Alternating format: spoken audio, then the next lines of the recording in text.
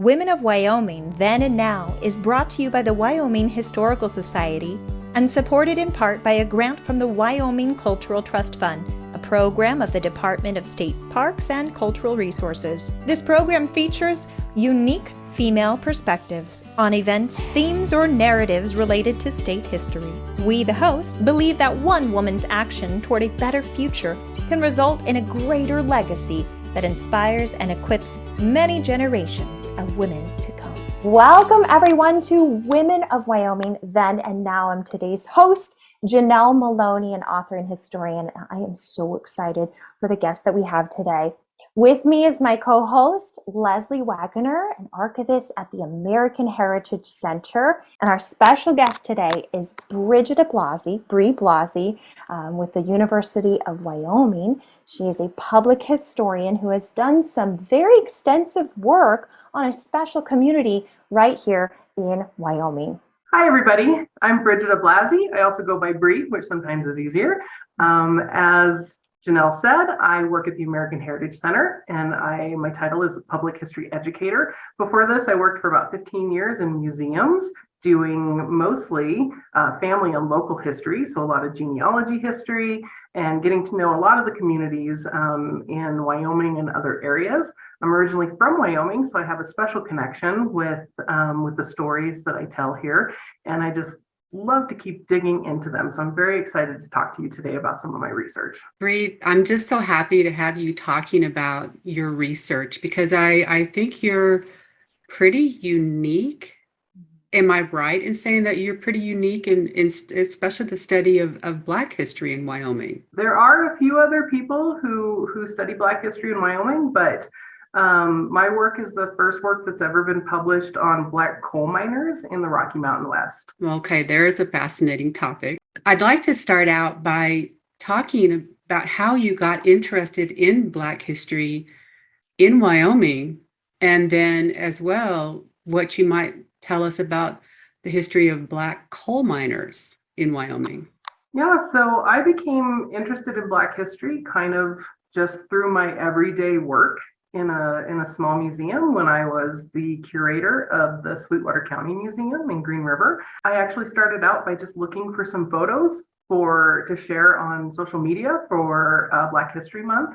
And I found the collection of a specific family, the Collins family. And as I started digging into their history more and more, I started seeing, the bigger picture and started finding connections to even people who came even before them and how they first came to Wyoming. And through researching the Collins family, I actually ended up stumbling on the story of Dana, which was a coal mining town near Hanna in south central Wyoming that only lasted for about 2 years. But in Dana, that was the first place that the Union Pacific Coal Company, which owned most of the coal mines in southern Wyoming in the late 19th century, that was the first place that they recruited a group of Black coal miners from the eastern United States to come to Wyoming to work in the coal mines there. And they were recruited as strikebreakers. What does that mean? What's a strikebreaker? Good question. So the white men who were working in the mine at that time were unhappy with their pay. They thought that the company was not paying them fairly for the work that they did. And so they went on strike, which means they refused to work until the company gave them higher pay or more fair pay. And so instead of negotiating with those white miners, the company went to the eastern United States and recruited experienced Black miners, mostly from Ohio, to come in and take those white people's jobs. But the Black men did not know that they were being recruited as strikebreakers. They thought they were being recruited just to, have a better job in the Wyoming coal mines. And so, of course, some drama ensued. In fact, they refused to be strikebreakers, and they ended up playing a really important role in some early legislation for fair pay and fair treatment of miners. But of course, they were pretty much erased from the story. What little was written about Dana after that mentioned very little about the Black miners. It basically said it was too cold for them here, and so they left and went back to Ohio where they came from. Actually, it said they went back to the South, even though they weren't from the South. And so, just through trying to figure out where Simon Collins of the Collins family first worked when he came to Wyoming, which just happened to be the Dana mine, I ended up finding this whole other story that's really important to the history of Black miners and the Black community generally in Wyoming. You've mentioned in some of your writing that you really like to look at that interdisciplinarity where history and art and humanity really are inseparable. And so what you've told me is that just through a simple search for a picture can really unravel what might have been presented in the past as a sliver, an insignificant slice of time, but it unravels the rich depth of that story. I'm so glad that you're bringing that to our awareness.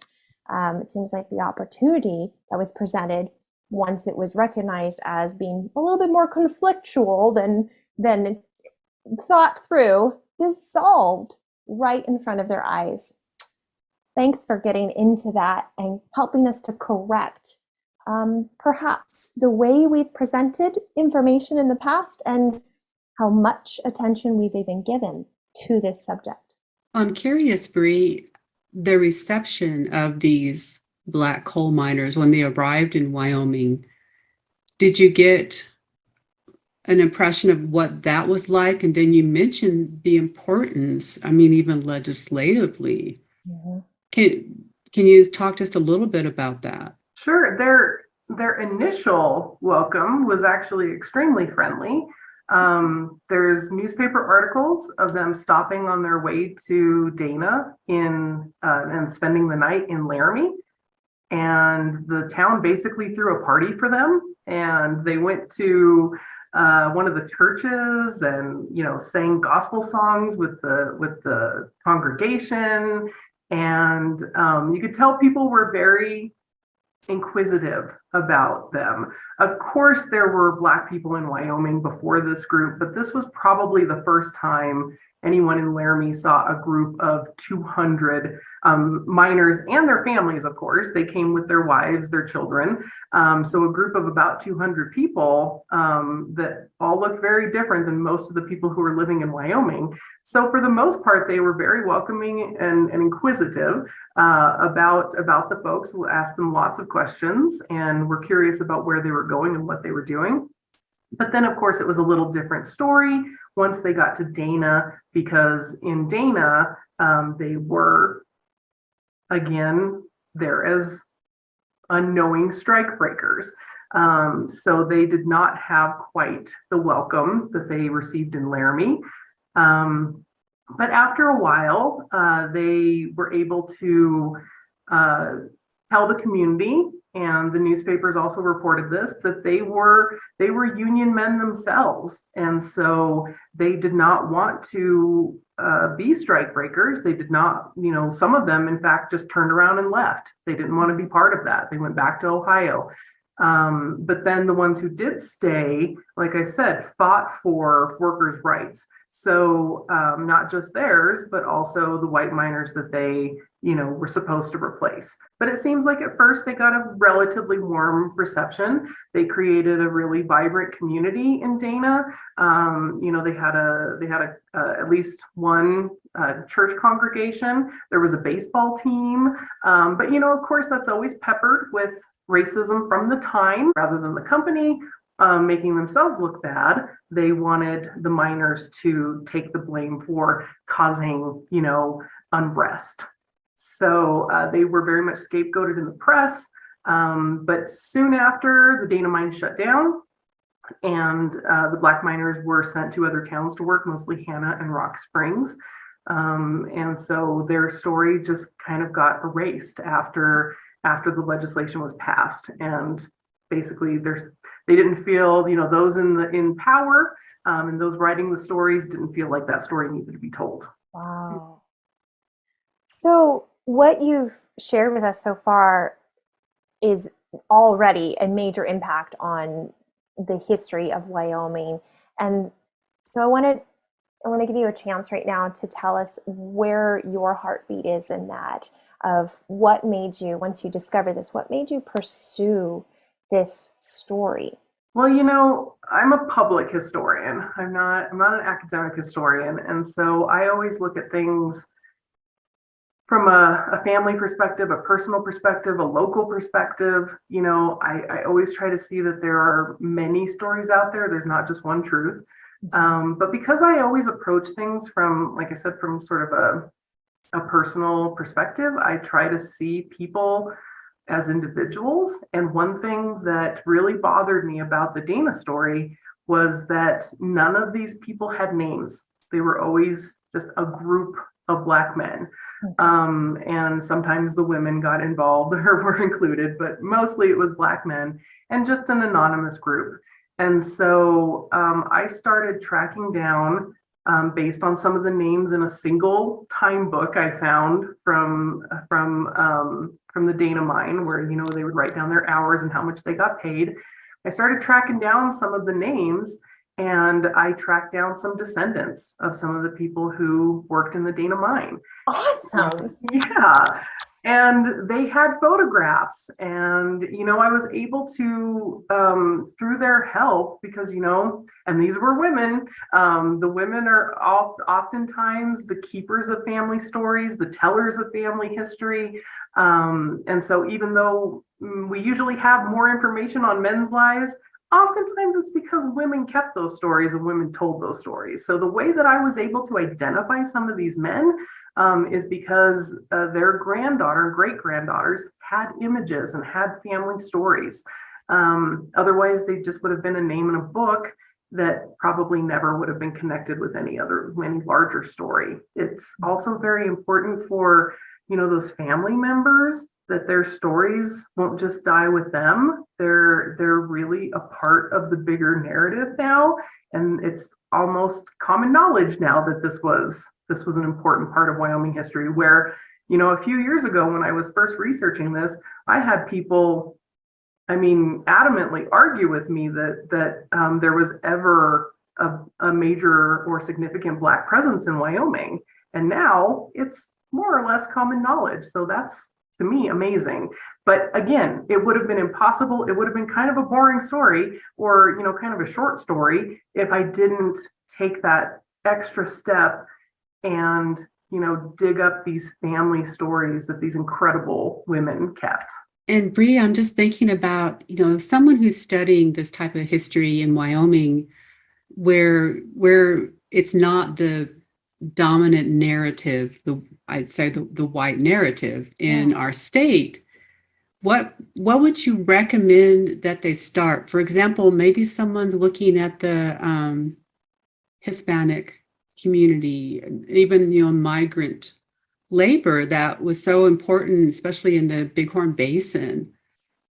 How did you tackle this, and what advice would you have for someone who's tackling a topic like this? That's a great question, because these can be really hard stories to find in the historic record, because people who work in museums, people who work in archives, we have a lot of power when it comes to creating the narrative that is our history. And what we choose to keep and preserve becomes public memory. And so what we choose to put in exhibits, or write in articles, or put in the newspaper, whatever it is we do, however we get it out to the public, that's the story that people believe. And so if we're only ever telling one perspective, then that's what people believe is the truth. I have seen that many, many times in the Mexican and Mexican American migrant communities as well. Because yes, they were important in the Bighorn Basin. They were also quite important on the railroad. Something like, I want to say like 15%, I think, of the laborers that came over with the Bracero program were actually railroad workers. The vast majority were agricultural workers, but a few came for the railroads. So you'll see quite a few Mexican and Mexican American families in the southern corridor of Wyoming too that have a deep history. And most of them, or a lot of them, stayed. A lot of them have grandchildren living here now. So, those stories are there. They just may not be in the obvious places. You have to be willing to search them out in more creative ways. But I would definitely recommend talking to people. History is a community, and history has descendants. So there are people who know these stories. You just have to be willing to step away from that sort of perspective that, well, I'm the expert, and go ask the people in the community to help you.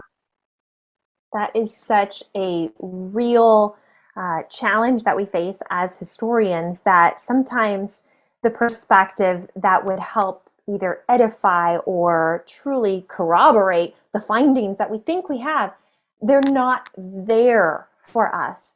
For whatever reason, if they haven't been put down on paper, or that family member didn't take the initiative to get it into an archive or to get it published. And so there's a lot of tricky ways that material can disappear. So I'm glad you mentioned that, because one of my hopes is that more historians, and I use the word historian to mean if you have an interest in your family history or the history of the area that you're in, then write it down and get that information to some place that can preserve it and protect it. So when we're passing down orally to our kids, it's one thing, it's exciting, but we don't realize in the moment, like you're saying, these people in the moment, they don't realize that 50 years from now, we're all going to be like, hey, we need that perspective. We don't realize that our story that seems small now is actually one part of a very much larger, bigger movement that's going to be important to people that don't even look like us or have not even experienced that before, but they desperately need to know what that story is. I very much don't like to present myself as, the only or the only voice in presenting these stories. I do research a lot of other groups as well, but these just happen to be the stories that sparked for me in the last couple of decades, or excuse me, the last decade, and that I really thought needed to be told right away. I think that's exactly why you're on this show. Well, I think, Brie, one other thing that you mentioned, and I think about it in terms of those who are museum curators, who are archivists, is to have that awareness.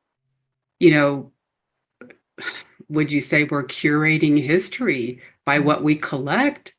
And so the viewers out there, if you are a museum professional, an archivist, or a public librarian who collects your local history, that's something to think about. Yeah, that's a great point. And I think, it's becoming more recognized in the fields. I think the up and coming generation of professionals are very much recognizing that we need to change our collecting practices.